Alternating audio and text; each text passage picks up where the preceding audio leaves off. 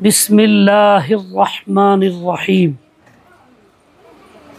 فإذا قرأت القرآن فاستعذ بالله من الشيطان الرجيم وقال تعالى ومن يعمل من الصالحات من ذكر أو أنثى وهو مؤمن فلنحيينه حياة طيبة ولنجزينهم أجرهم بأحسن ما كانوا يعملون صدق الله آمنت بالله اللهم صل على سيدنا محمد كلما ذكره الذاكرون وكلما غفل عن ذكره الغافلون الحمد لله الله পাক শুকর আল্লাহ তাআলা আমাকে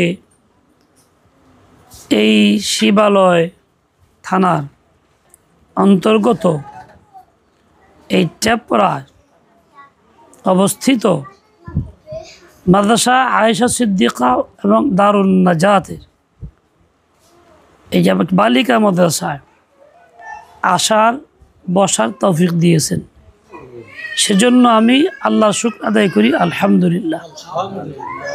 আল্লাহ তৌফিক দিয়েছেন, এর সাথে আমিনের সম্পর্ক নেই, যা দোয়া করা হয় নাই, বলতে হবে আলহামদুলিল্লাহ। এখানে এই এলাকার মুরব্বিয়ান আছেন, মুরব্বী আলেম আছেন, আলহাজ মৌলানা কারি জামালউদ্দিন সাহেব এবং মৌলানা আশরাফ আলী মানিকগঞ্জের ইসলামী ফাউন্ডেশনের প্রশিক্ষক এবং আরও উলামায়ে কেরাম আছেন। আমি নিজেকে ধন্য মনে করতেছি যে আল্লাহ পাক আমাকে এখানে আপনাদের সাথে বসার তৌফিক দিয়েছেন। আপনারা তালেবাতে উলুম, এই বালিকা মাদ্রাসার ছাত্রী, আপনারা বাড়ি থেকে এখানে আসছেন, আপনাদের উদ্দেশ্য কি? উদ্দেশ্য হলো আল্লাহ তাআলার পরিচয় লাভ করা, আল্লাহকে চিনা। আল্লাহকে চিনার পরে আল্লাহ তাআলার সন্তুষ্টি কিভাবে অর্জন করা যায় ওই পথ শিখা। আর এই পথ শিখাকে বলে ইলম হাসিল করা। মানুষ যখন আল্লাহকে চিনে, চিনার পথে আসে, সন্তুষ্ট করার পথ তালাশ করে, তখন তাকে তালেবে ইলম বলে। আমরা তালেবে ইলম, তালেবে ইলমের মর্যাদা অনেক বেশি। আল্লাহর নবী সাল্লাল্লাহু আলাইহি ওয়াসাল্লাম অনেক সুসংবাদ শুনিয়েছেন, তার মধ্যে একটা এই যে ঘর থেকে বের হয়ে আসে ইলম শিখার জন্য, আল্লাহ পাক তার জন্য জান্নাতের পথ আসান করে দেন, সহজ করে দেন। এক কথা আছে, তার জন্য জান্নাতের দরজা খুলে দেওয়া হয়। হাদিসে আরও আসছে যে ইলম শিখার জন্য আসে, তার জন্য সমস্ত মাখলুক দোয়া করে, রহমতের দোয়া করে, এমনকি পানির নিচের মাছও দোয়া করে, গর্তের পিঁপড়াও দোয়া করে। তালেবে ইলমরাই একমাত্র শ্রেণী যাদেরকে উত্তম বলা হয়েছে। আল্লাহ নবী যাদেরকে উত্তম বলে সনদ দিছেন, ঘোষণা দিছেন। তালেবে ইলম তো এমন একটা শ্রেণী যাদের সম্মানে ফেরেশতারা জমিনে পর বিছায়, তাদের সামনে বিনয় নম্রতা প্রকাশ করে। তালেবে ইলম এমন একটা শ্রেণী যাদের দোয়া কবুল হয়, ফেরত যায় না। তালেবে ইলম এমন একটা সম্মানিত শ্রেণী যাদেরকে শয়তান খুব বেশি ভয় করে। শয়তান এই জন্যই তালেবে ইলমকে ইলম শিখতে বাধাগ্রস্ত করে বিভিন্নভাবে। দুই কাজে শয়তান সবচেয়ে বেশি খুশি। এক কাজ হইল কোনো মানুষ যখন ঝগড়া করে উত্তেজিত হইয়া স্ত্রীকে তালাক দিয়ে দেয় 3 তালাক, এতে শয়তান খুব বেশি খুশি হয়। আরেকটা হলো কোনো তালেবে ইলমকে যদি শয়তান কৌশলে ফিরাইতে পারে, ইলম থেকে বঞ্চিত করতে পারে, মাদ্রাসা থেকে বিরত রাখতে পারে, এতেও শয়তান মহা খুশি হয়। প্রথমটা তালাক দিলে মহা খুশি হয় কেন? বাস্তবে তালাক তো একটা মুবাহ কাজ, তালাক দেওয়া কোনো হারাম না, কোনো নাজায়েজ না, জঘন্য অপরাধ না। জিনা বড় জঘন্য অপরাধ, কতল জঘন্য অপরাধ। সমস্ত নবীদের আমলে ছিল, সমস্ত দিনে ছিল, এমনকি বর্তমানে বিশ্বে বাতিল ধর্ম নামে যেগুলি, এদের ধর্মগুলিতেও 3টা জিনিস স্থায়ী হারাম, অনুমতি নেই। খুন, কতল যাকে বলে, জিনা, এর অনুমতি কোনো ধর্মে নাই। এরকমভাবে শুয়ার খাওয়া কোনো অনুমতি কোনো ধর্মে নাই। যদিও কোনো বিধর্মী তাদের ধর্মের দোহাই দিয়ে কেউ খায়, তার ব্যক্তিগত বিষয়, ধর্মীয়ভাবে এর কোনো বিধান নাই। অথচ এই সমস্ত কাজ করলে শয়তান অতটা খুশি হয় না। খুশি হয় কোন কাজে? তালাকের ঘটনায়। কেন এত খুশি হয়? তালাকের ঘটনার পিছনে অনেক হারামের ইজতেমা আছে, সমাবেশ আছে, অনেক অপকর্ম একসাথে হয়। তালাক দিয়ে ফেললে যতক্ষণ রাগ থাকে কিছু, ততক্ষণ তো ভালোই লাগে। রাগটা আস্তে কইমা আসলে পরে জ্বালা শুরু হয়। কী কাজটা করলাম, ছেড়ে দিলাম, বাল বাচ্চা আছে, এদেরকে আসে দেখাশোনা করব, আমি এতিম হয়ে গেলাম, এতদিন ছিল সংসার করছে ভালো, আহারে কী কাজটা করলাম। এই জ্বালা শুরু হয়ে যায় দুনো পক্ষের মধ্যেই। এবার আস্তে আস্তে সম্পর্ক বাড়ায়, হারাম নিয়ে চলতে থাকে। এবং কি এই হারামটাকে হালাল করার জন্য বিভিন্ন ব্যক্তির কাছে ধর্ণা দেয়, মিথ্যা বইলা, মিথ্যা সাক্ষ্য দিয়ে টিয়া হালাল করার চেষ্টা করে। আবার আজকাল তো হালাল করা লাগেই না, কারণ ঈমান ভঙ্গের কাজ আমরা যারা করি, আমরা বলে দেখি কিছু হইব না, যাও 3 মুখের তালাকে তালাক হয় না, কিছু হয় না, নিয়ে খাওগা, লিখিত কিছু হয় নাই। নামাজি ব্যক্তি, সম্মানিত ব্যক্তি যারা সমাজে, তারাই এগুলি বলে। মাদবর শ্রেণী, চেয়ারম্যান মেম্বাররা, যারা লোকাল প্রশাসন যাদেরকে বলে, এরা কি বলে না কিচ্ছু হয় নাই, তালাক হয় নাই। এভাবে তাদেরকে মিলিয়ে দেয়, একটা হারামকে হালাল করে দেয় তাদের ভাষায়। আবার যারা থাকে স্বামী স্ত্রী রূপে, তারা এটাকে হালাল মনে করেই থাকে, বাস্তবে হারাম হালাল মনে করে থাকে, ঈমান নষ্ট করে। হারামকে হালাল মনে করলে ঈমান থাকে না। আবার এর দ্বারা লোকজনের সাক্ষ্য আছে, এরা স্বামী স্ত্রী বৈধ বলা হয়েছে, এর দ্বারা সে জিনা করতেছে, এটা চুপচাপ অন্যায় মনে করে না, বৈধ মনে করে সাহসিকতার সাথে সমাজে প্রতিষ্ঠিত হইয়া এই জিনাকে প্রতিষ্ঠিত করা হইতেছে, বাল বাচ্চাও হারাম হইতেছে, এরা খুব খুশি। এই যে অপকর্মগুলি করানো হইতেছে, এইসবগুলির মূল ছিল একটা মুবাহ কাজ, তালাক। শয়তান মুবাহ কাজ করাইছে, পরে এইগুলি আসবে, শয়তানের পরিকল্পনায় আছে, এই জন্য সে মহা খুশি। আর এই কাজটা করতে পারলে শয়তানের লিডার, হাদিসের মধ্যে আছে লিডার, যে সে তাকে নিয়ে গলা জড়ায়া ধরে, এমনকি তারে বলে নেমা আন্তা, তুই একটা ভালো কাম করছিস। একে হতে আসছে, তাকে নিয়ে সে নাচানাচিও করে, কাম করছিস তুই। আরেকটা হলো তালেবে এলেম, এলেম শিখতে যায়, তাকে বাধাগ্রস্ত করে বিভিন্ন বাহানায়, বাসার থেকে ফিরিয়ে দেয়, আস্তে আস্তে ফিরে ফিরে ফিরে ফিরে একদম মাদ্রাসা বিমুখ বানায় দেয়। এতে খুশি কেন? মানে ইলম শেখার কারণে। সে যেমন নিজেকে জাহান্নাম থেকে বাঁচাইতে পারত, তার মাতা পিতা ভাই ব্রাদার আপনজনকে বাঁচাইতে পারত, সাহায্য করতে পারত, উৎসাহিত করতে পারত, ঠিক সমাজকেও করতে পারত। একজন মহিলার মাত্র হেদায়েতের কাফিয়ে পর্যন্ত পড়ছে, গ্রামে বিয়ে হয়েছে, স্বামী অশিক্ষিত, স্বামী খুব একটা কিছু জানে না, আবার সে হয়েছে একটা ভণ্ড পীরের মুরিদ। এই পীর সাহেব এলাকায় বেরোয়, প্রত্যেক বাড়িতে বাড়িতে যায়, প্রচলিত পীর মানুষ যাকে পীর বলে, আসলে পীর তো না।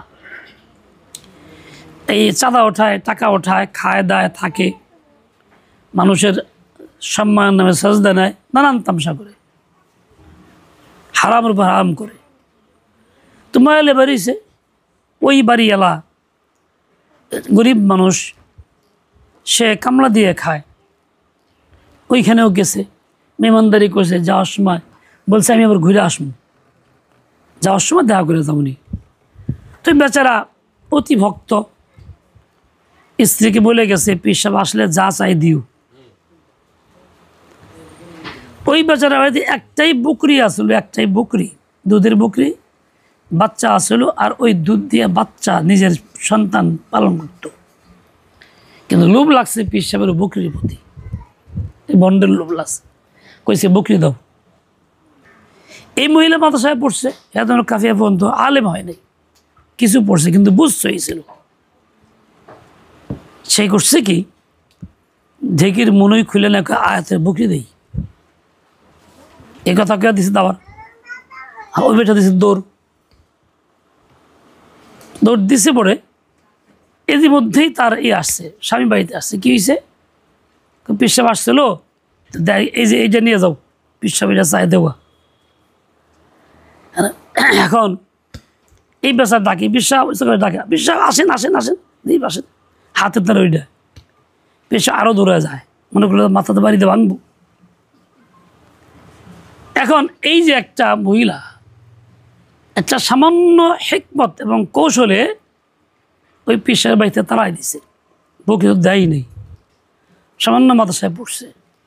ইংলিশ জানে যে তালেবে ইলম শিখলে পরে আমার সব চক্রান্ত ফাঁস হয়ে যাবে, আমার কূটকৌশল চলবে না, এরা মাদ্রাসায় দিন ইলম শিখে এইরকম বঞ্চিত করব। কাজে যতদিন পর্যন্ত এদেরকে দূরে রাখা যায় ততদিন পর্যন্ত ভালো, এদের গুমরা করা যাবে, এদের শিরক করানো যাবে, বিদাত করানো যাবে, এদেরকে বেঈমান বানানো যাবে, হারামকে হালাল বলে খাওয়ানো যাবে, যত অপকর্ম সবই করানো যাবে।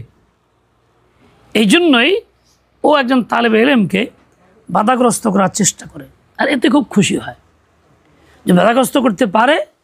তাহলে তার যে সর্দার, সে তাকে নিয়ে আনন্দ করে আর নাচে যে নেমা আনতা, তুমি একটা জবরদস্ত কাম করছো, তখন সে এইভাবেই খুশি প্রকাশ করে। এই হলো শয়তানের কাম। তোমরা যারা তালেবে ইলম, ইলম শিখতে আসছো, আল্লাহ পাক তোমাদেরকে আনছেন, তোমাদের কর্তব্য হলো এর শুকর আদায় করা, এর শুকর আদায় করা। এর শুকর আদায় করার খোলাসা কি?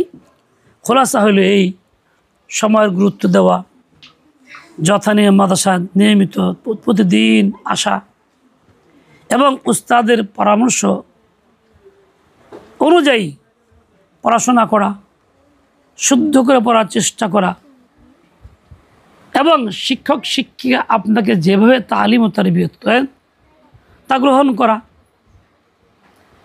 আজকাল ফিতনার অভাব নাই, অনেক ফিতনা বর্তমান সময়ে চলছে। ওই ফিতনা সম্পর্কে অবগতি লাভ করা এবং তা থেকে নিজেকে মুক্ত করার আপ্রাণ চেষ্টা করা। আপনি যদি এটা না করেন, গুরুত্ব না দেন, তাহলে আপনার আসা যাওয়া হবে, মানুষ বলবে মাদ্রাসায় পড়ছে তালেবে ইলম, কিন্তু আপনি বিফল হবেন।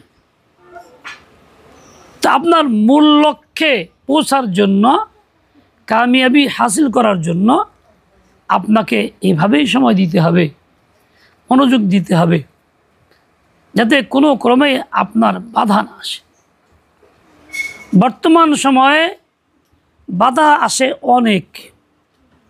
বড় একটা বাধা হইল নিজের হাতের মোবাইল।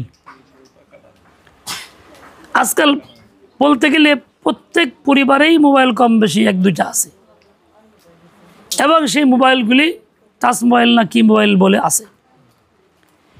এটি ছেলে মেয়েরা, বাড়ির সদস্যরা যখন তখন ব্যবহার করে, নেট চালায়, নেটের মধ্যে নানান তামসা দেখে। এভাবে আস্তে আস্তে তার দিমাগ নষ্ট হয়, ঈমান নষ্ট হয়, ইলমের প্রতি আগ্রহ কমে, কোরআনের আজমত থাকে না, কোরআন তেলাওয়াত করতেও মনে চায় না, নামাজের প্রতি আগ্রহ থাকে না। মোবাইল দেখতে এমন নেশা পয়দা হয়, নামাজের ওয়াক্ত চলে যাচ্ছে, কেউ বলে ডাকে সে উঠতেই রাজি না।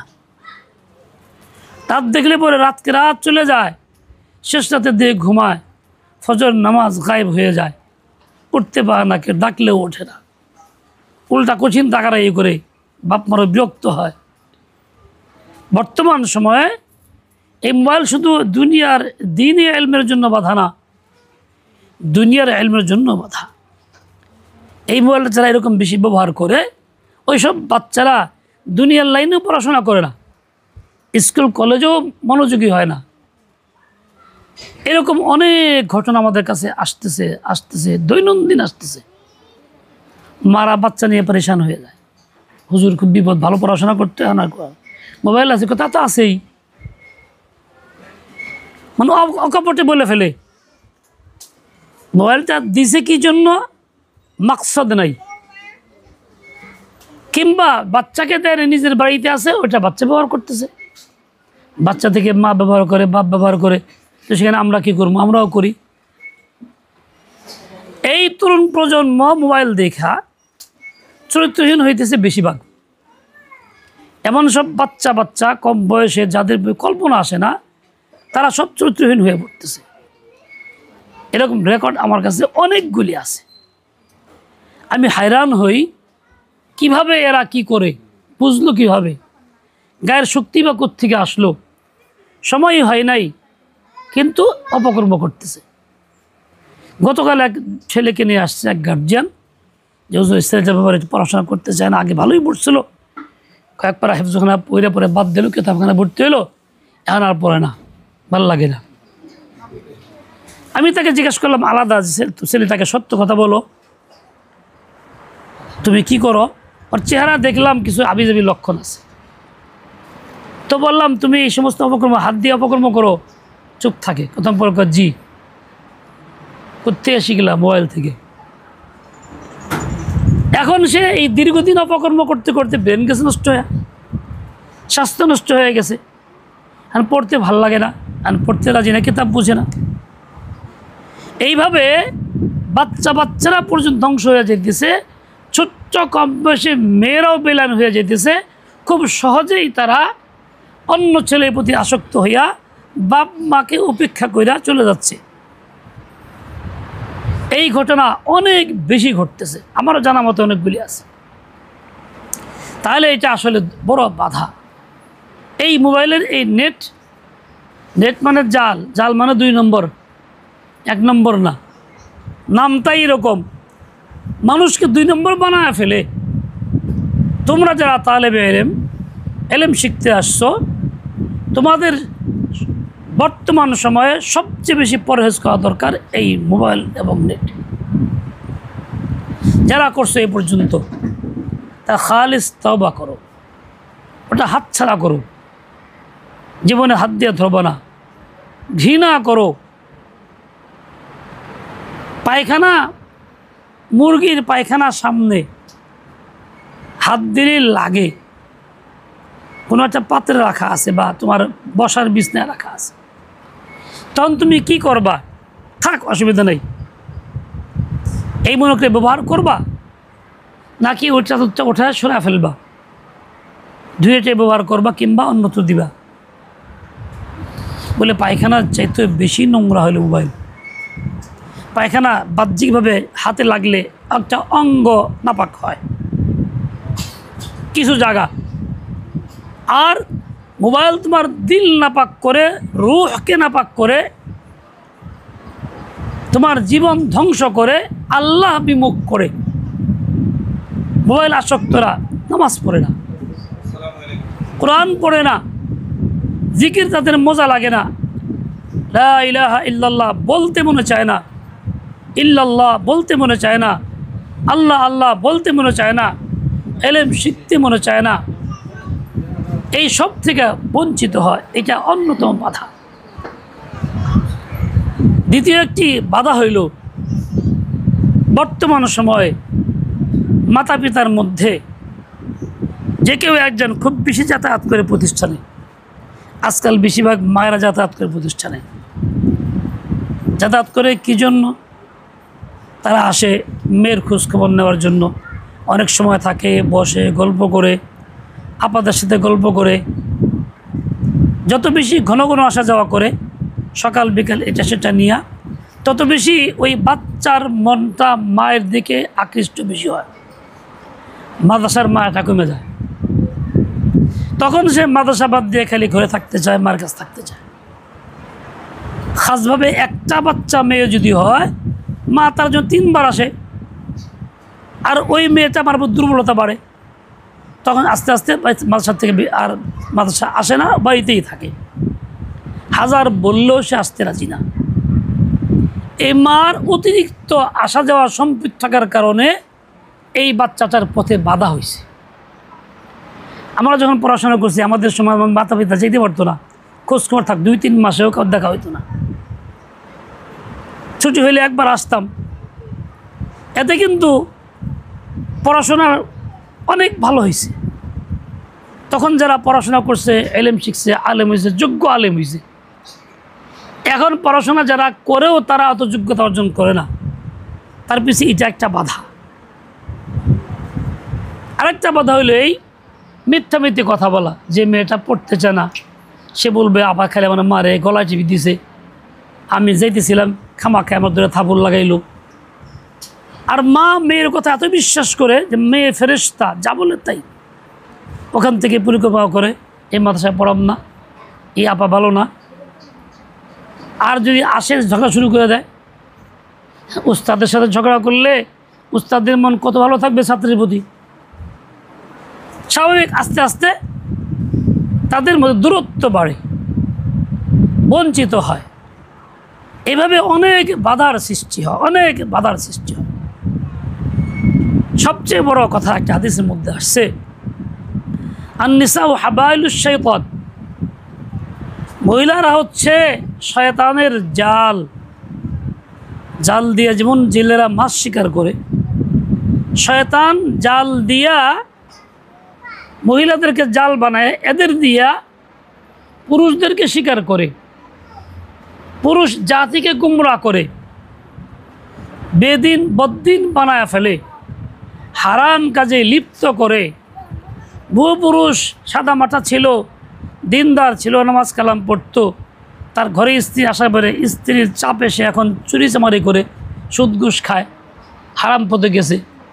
স্ত্রীর কারণে সে দাড়িটাও ফেলে দিছে, আগে নামাজ পড়তো সেটাও বাদ দিছে। এরকম বহু মানুষ আমাদের কাছে আছে, জানা অন্য কিছু না বললে যেতে পারবো। তার মানে শয়তান ওই মহিলাকে দিয়ে এমনভাবে জাল বিছায় দিছে, সে পুরুষদেরকে এরকম বিভ্রান্ত চেষ্টা করে। ভালো সংসার, একই ছেলে, মা বাপ আছে, মেয়ে দেখে বিয়ে করেছে, ভালো বিবিরাও খুশি হয়ে যায়, যা রে এই মেয়েটা আশা করে থেকে আস্তে আস্তে পুরুষটারে বিচ্ছিন্ন করে ফেলতেছে বাপ মার থেকে। এই জানি যে কোনো কৌশলেই হোক, বুঝেন নাই কথাটা, এভাবে অবদান ঘটায় দিচ্ছে। অনেক ছেলে বাপ মার নিজেও দুনিয়াতে ভালো করলাম কে লেগে জানো, হুজুরে কইছে মূল কারণটা ঘরে একজন মহিলা। তাহলে কি হইব?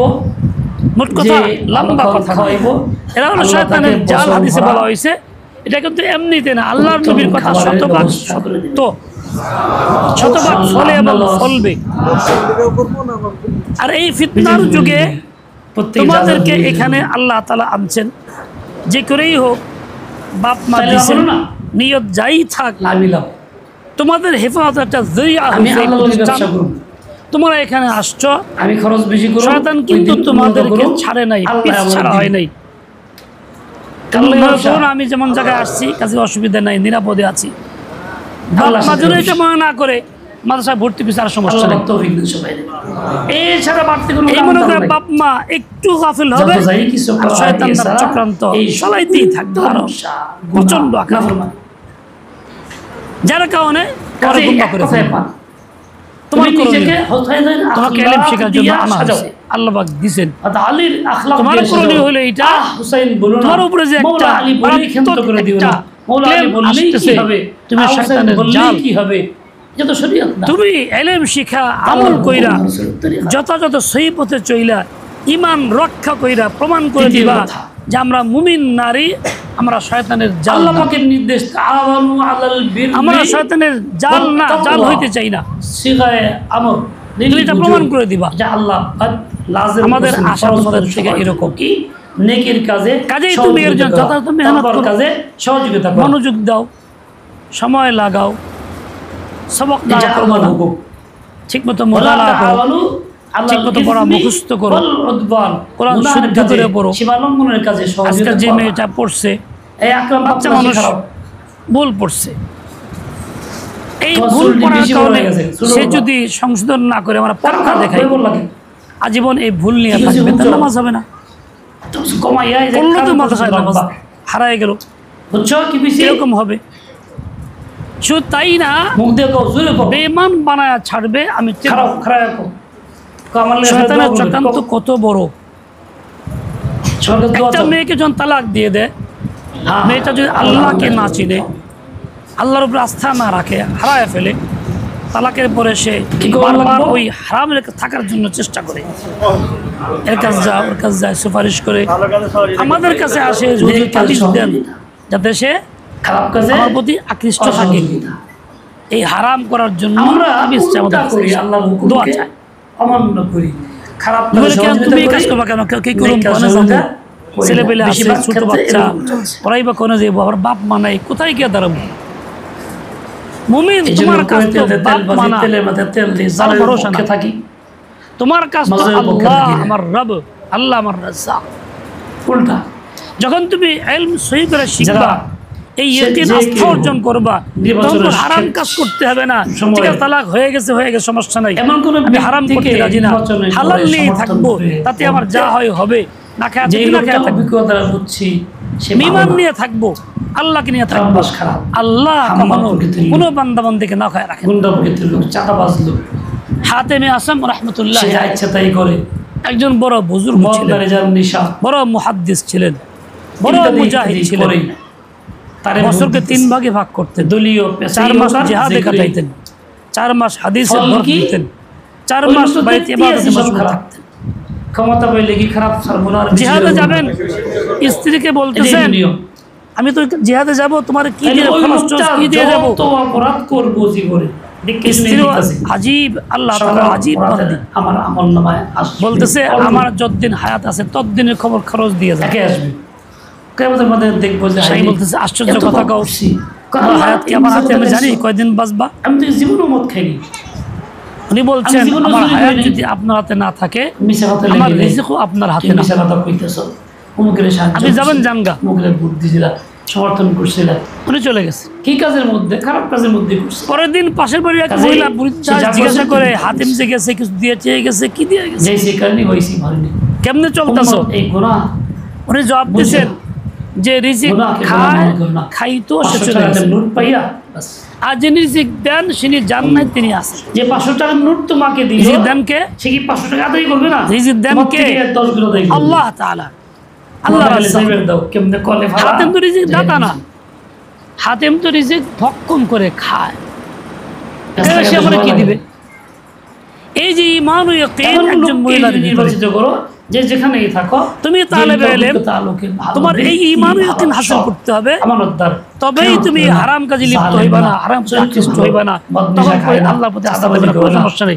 আল্লাহ বলে না, এই লোকটার সমর্থন দিয়ে দাও। তোমার মতো কম বয়সী একটা বাচ্চা, তুমি তোমার দায়িত্ব 13-14 বছর সর্বোচ্চ, নাম মারিয়াম, সে লোকগুলো হযরত জাকারিয়া আলাইহিস সালাতু ওয়াস সালামের মাদ্রাসায় পড়া মুমিন কাজ করবে, সকল কাজের মূল নিজে থাকবে খানা আসতো উনি পৌঁছাইতেন, আল্লাহর রেজামন্দি। ঘরের ভিতরে বাইরে সে চলবে না, এই ক্ষেত্রেও তার যাওয়ার বিকল্প বাইরের আর নেই। থেকে যোগাযোগ ছিল না, কেউ আসতে পারতো এই জন্য না, খানা উনি পৌঁছাইতেন। এলাকার মধ্যে নিরাপদে কোনো রাখতেন, ইসলামের দলের তার প্রার্থী মান্যত হতে পারে, ছিল, কিংবা ব্যক্তি মান্যত বিশেষ আল্লাহ হতে তাআলা পারে, পুরো করার স্বতন্ত্র ব্যবস্থা ভালো করছেন মানুষ। নবী জাকারিয়া আলাইহিস সালামের মাধ্যমে। ইসলামের দলের প্রার্থী নাই, তাও হতে জাকারিয়া পারে। একদিন গেছেন খুব কোথাও, বিশেষ অনেক যে- সময় যে চলে আলোচনা গেছে, আগেও দেরি হইল। হয়েছে, খানা পৌঁছাতে পারেন নাই, এটা চাবি ওনার হাতে, প্রয়োজনের। তালা ওনার কাছে।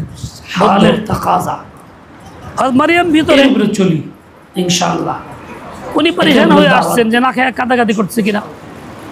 সাটিয়ে মানে তো আয়েশা দেখতেছে দরজা খুইলা মারিয়াম নামাজে দাঁড়ায় আছে, সাটিয়ে মানে গঞ্জের কারখানা আছে।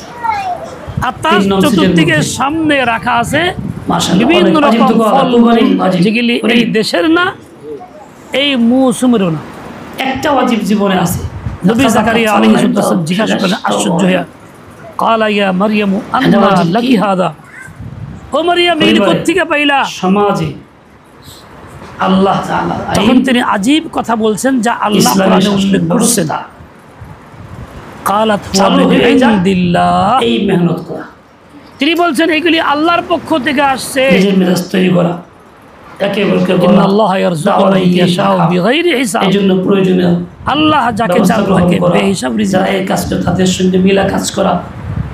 বুঝার কথা সমাজে হলো হযরত মারিয়াম তখন চেঁচামেচি আল্লাহ করেন নাই, আইন চিল্লান নাই, কেমনে গলা চালু ফাটান হয়, নাই, আল্লাহ খাই আইন উতাস না, হায়রে কি সমাজ করুম না, কেমনে খাই রুচি চলে, মরে গেলাম, পরিবার বাসা, কেমনে বাসা। চলতে পারে, এই ফিকির নীরবে এবং চুপচাপ বাস্তব আল্লাহর সামনে ময়দানে দাঁড়ায় গেছেন। মেহনত করা সবার জন্য ওয়াজিব। দ্বীন ইলম শিক্ষার্থী, সবার জন্য কি? তালেব ইলম, ছাত্রী তুমি যে এই হও, ওয়াজিবটা করতেছি না। কোরআন তোমাকে অনেকে শিক্ষা দেয়, ঘুমায় তুমি গেছে। ছাত্রী এমন তুমি হইবা এটা শরীয়ত বিপদ দিয়ে মুহূর্তে সমস্যায় পড়লে অনেকে বলে কি মখলুকমুখী না, করুন, চিল্লা অপরাধ চিল্লি না, করুন যেগুলো। আল্লাহমুখী হইবা, নামাজের অপরাধ মাধ্যমে করার জন্য জরুরত পুরা শরীয়তে করবা, কাজে হারাম করার প্রশ্নই তোমার মাপকাঠি কাছে। আছে। ওই মাপকাঠির আওতায় এই শিক্ষা আবার তোমাকে কথা নিতে আসবে, হবে। এর বাইরে না। মনে চাইলে কোরআন অপরাধ তোমাকে না। এই শিক্ষা দিয়েছেন। কে কেউ যাই হোক, ফতোয়া দেয়, লম্বা জিজ্ঞেস কথা না, করছে, এখানে আপনি ওলামা কিছু একরাম ফতোয়া আছেন, চাইতেছেন। ওনারা কিন্তু আলোচনা কখন করবেন, কোথায়? মেহমান আসছেন, উনিও কথা তাও তো বলবেন। জায়েজ নাই।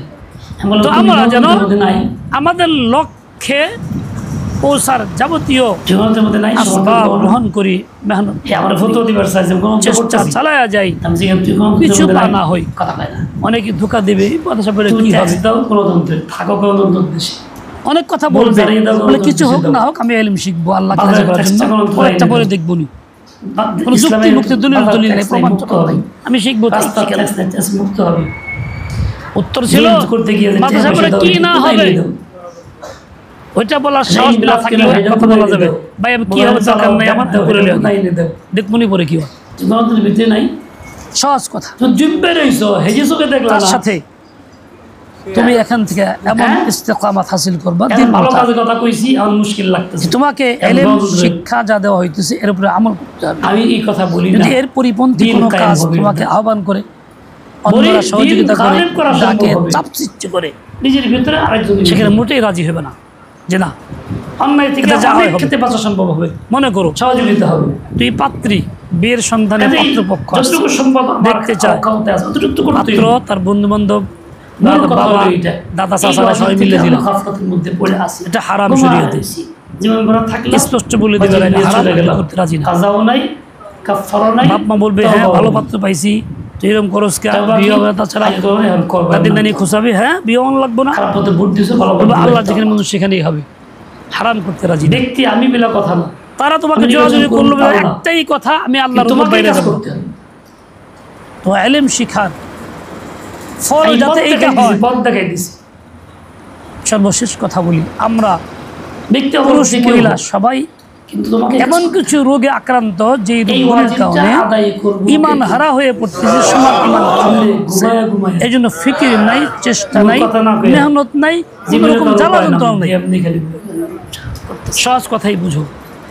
কাজী কই কাজী ইমান নষ্ট হয় কেমনে আমাদের? কাজী আমল কালাম রিয়াজ মাস্টার কই? বর্তমান সময়ে হ্যাঁ কমিটি হ্যাঁ কই প্রচলিত আইনে সহসভাপতি রিয়াজ যারা মাস্টার, খ্রিস্টানের সভাপতি- আইন, কোরআন সুন্নাহ বিরোধী আইন, সভাপতি সারা কই জানিস যেটা আইন মুসলিম কিন্তু হিসাবে যারা কেউ আমার কেমনে দাবি এটা না, মুখ খুলতে রাজি না আমার কেমনে দাবি কেমনে হলো বলবো? আল্লাহর আইন।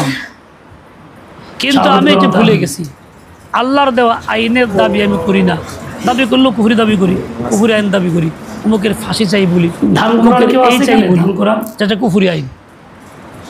যে বলতাম ধান করা এলাকার কেউ আছে? অমুকের বিচার চাই, আল্লাহর আইনে কে? বিচার চাই, এই দাবি করতাম, দেশের এই দেয়াল লিখতাম, বিনারে এইরকম মিছিল মিটিং তুমি হেনে করতাম। যাও হুজুর। তাতে তো কোনো অসুবিধা হইতো দয়া না, করে যাই। দাবি করার অধিকার তুমি গণতন্ত্রের দয়া মধ্যে করে আছে প্রত্যেক শ্রেণী ব্যক্তির। আমি একজন ধান মুসলমান করা দাবি আছে করি কেউ? কুফরি যে অমুকের ফাঁসি চাই, ফাঁসি কোনো ইসলাম না, কুফর। আল্লাহ কবুল করেন। যাই হোক, ও ভাই, একটা মেয়ের বিয়ের জন্য 18 শেষ বছর কথা। ধার্য। আমাকে ইমান নিয়ে থাকতে হবে, শরিয়ত ইমান নিয়ে মালিক বুঝতে হবে, বানাইছে 12 বছরে। ইমান নিয়ে মরতে হবে। সকল কোনো লক্ষণ না গুনাহ পাকলে 12 হয়ে গেল, ছাড়তে মেয়েরা বালেগা। হবে। কও, হাত দিয়া গুনাহ আল্লাহ তাআলার দেওয়া বিধানকে বিকৃত করে তারা বানাইছে 18 বছর, 6 বছর পিছিয়ে। আবার কও, এখানে আল্লাহর আইনের সাথে আবার সংঘর্ষ। কও। আমরা যারা এখন অত্যাধুনিক এইটা শুনতে জিনা, শুনতে অভ্যস্ত হয়ে গেছি, এদেরকে শাস্তি হবে নাবালক মহা। বলি, এর কম বয়স হলে নাবালিকা বলি। কও, আমরা কোরআন বিরোধী, ইসলাম বিরোধী আইনকে পছন্দ করি, সমর্থন করি, শরীয়তে এদের ইমান মানা, নষ্ট করি। অত্যাধুনিক দ্বিতীয় জিনা, কথা, বিয়ে সাথে প্রয়োজন পড়ছে, বাপ মা বুঝে মেয়েটাকে বিয়ে দিয়ে দেবে আগেই, কিন্তু আচরণ হয় না। বাপ মা দেওয়া যত করলে কী করতে হয়, কতগুলি মিথ্যা কাম করতে হয়, বয়স বাড়াইতে হয়, নটারিতে যাইতে হয়, স্কুলে যাইতে হয়, কোর্টে গিয়া উকিল গিয়া কিছু করতে হয়। সেখানে আয়োজকটাও হারাম করে, হারাম সাক্ষী দেয়, বয়স কত মিথ্যা সাক্ষী দেয়, যারা করতে তারাও তো হারাম সাক্ষী দেয়, সঙ্গে সহায়তাকারী মুরব্বী থেকে তারাও। শিখেছে ওই কবিতাটা। এইসব কাজগুলি করার সময় খুশি, যাকে যাক, তাকে কাজ হয়ে নয়। গেছে আলহামদুলিল্লাহ, দেখেন কাজটা তো হয়ে গেছে। কার আছে আল্লাহর ভয়। হারামের উপরে হারাম কইরা আলহামদুলিল্লাহ বলে, কোন হারাম কাজে আলহামদুলিল্লাহ বললে সে বেঈমান কাফের হবে। ভোট দিন, যারে তারে নয়। এভাবে ইমান নষ্ট করতেছি। দেখেন নারী পুরুষ কার আছে সবাই আল্লাহর ভয়। এরকম ভাবে কে কে মুখের শিখছে? তালাক তালাক নয় এই কথাটা খুব ছড়াইছে এই এখন থেকে যেখানেই সরকারি বক্তব্য বয়ান প্রচলিত করবেন, এই আইনে। কথা কইবেন। বিভিন্ন এনজিও সংস্থাগুলি এই মিছিল মিটিং করে শুরুতে হোক, শেষে হোক। ব্যক্তিবর্গকে দাওয়াত উম্মতকে টাওয়াত দিয়ে নির্যাত এই সমস্ত শিখাইছে। ভোট দিন, যে এমন ভোট প্রচার দিন, হয়েছে, যারে তারে এমন মানুষ নয়। বসে গেছে, এখন যুবক শ্রেণীরা এই কথাই বলে, যারা আগে থেকে দিন দান না বুঝে। তালাক দিলে বলে ব্যক্তি লোক দাও হয়ে গেছে, সমস্যা নেই, তালাক হয় না, যার যার বাচ্চা আছে, কিছু হয় না। অবশ্যই শুনানি করে গেলি। প্রশাসন এই কথাই বলে, পুলিশের কাছে তার গান এই যে তার সাথে তাদের আইন এটা আছে। কি কই দিব? এখন এই বই থাকতেছে এটা দিয়া হারামকে হালাল মনে কইরা আপনাকে কই যে ঠিক আছে মুখে দিলে তারা হয় না, এটা কুফুরি কথা, কোরআন অস্বীকার করা, সুন্নাহ অস্বীকার করা, কি এই কথা বইলা, এই কথা মনে তৈরি করে এর পক্ষে থেকে আমি ইমান নষ্ট করতেছি। আমার নামাজে মসজিদে গিয়ে পড়ি, হজ উমরাও করি। মালিকে দু জাহান অথচ এই কাজগুলি কেন হইতেছে, ইমান ভঙ্গের কাজগুলি কেন আসতেছে? বাঁচতে চাইলে সমাজে পানা চাও দু ইসলাম জাহানের মালিকের কাছে। প্রতিষ্ঠিত না, আল্লাহর আইন সমাজে কঠিন চলে না, ভাই। প্রচলিত নাই। একবার যে আক্রান্ত হয়েছে এই জন্য কুফরগুলি আসতেছে। বলবো সারে না। আর আমরা যারা মুসল্লি হিসেবে আল্লাহর পরিচিত, হাদিস মুত্তাকি পরিচিত, ইমানদার পরিচিত, নামাজি পরিচিত, আমরা এই যে কোনো ফিকির করি না কিভাবে এইগুলি দূর হবে, সমাজে কিভাবে আল্লাহর আইন চালু হবে, এই ফিকিরও করি না, মেহনত করি না, একে অপরকে বলি না, দাওয়াত দেই না, মেজাজ তৈরি করি না, বরং কে বললে রাজনীতি, রাজনীতি বইলা ঘৃণা করি, উপেক্ষা করি, যার দ্বারা ইমান নষ্ট। জন্য আপনার যদ্দূর অথচ এই মেহনত করা, এই চিন্তা করা, ফিকির করা সবার জন্য ওয়াজিব, ভাই সকল পুরুষের, সকল নারী। ইসলামপুর পেট কাটা এই একটা ওয়াজিব স্থায়ী তরক করতেছি, জিন্দগি বরবাদ করতেছি, উপরের লেভেল মুসলমানের ভিতরে ইমান নষ্ট করে ফেলতেছি, বুঝতেছি না। এই জন্য আমরা যারা আছি এখানে, ছাত্র ছাত্রী, অভিভাবিকা অভিভাবক, মুরব্বিয়ান, সবাই বিষয়গুলি বোঝার চেষ্টা করি, নিজের ইমান আমল রক্ষার জন্য এর বিকল্প নাই। কিভাবে সমাজে আল্লাহর আইন চালু হয়, এই ফিকির, এই মেহনত, এই চেষ্টা, এই চিন্তা আমাকে করতেই হবে। ইসলামী দলগুলি মেহনত করতেছে, বাংলাদেশ খেলাফত মজলিস, ইসলামী আন্দোলন, তাদের সকল লক্ষ্য কিন্তু একটা, পদ্ধতি ভিন্ন হলে লক্ষ্য একটা। এই জন্য আমরা এই সমস্ত ইসলামী দলগুলির সাথে সম্পর্ক কইরা এই মেহনত নিয়ে আগাই যদি ইমান আমল নিয়ে বাঁচতে চাই, ইমান আমল নিয়ে মরতে চাই। আল্লাহ পাক রব্বুল আলামিন আমাকে আপনাকে সবাইকে সহি বুঝ দিয়ে দেন। এই মাদ্রাসাকেও কবুল করেন। আরও যত মাদ্রাসা আছে সকল মাদ্রাসাগুলি দিনের কিল্লা হিসাবে আল্লাহ তাআলা কবুল করেন। দিন দুগুণা রাত চুগুণা তারাক্কি দিয়ে দেন। সহি ইলম যাতে এখান থেকে শিক্ষা দেওয়া হয়, তালিম ও তারবিয়াতের সমন্বয় থাকে, এই ফিকির এবং দোয়া আল্লাহ তাআলা কবুল মঞ্জুর করেন। সুবহানাকাল্লাহুম্মা বিহামদিক আশহাদু আল্লা ইলাহা ইল্লা আনতা আস্তাগফিরুকা ওয়া আতুবু ইলাইকা। জায়গা না ভাই আমাদের বাবাটা আপনি আবার পরে দিয়ে ইয়ে কই আমার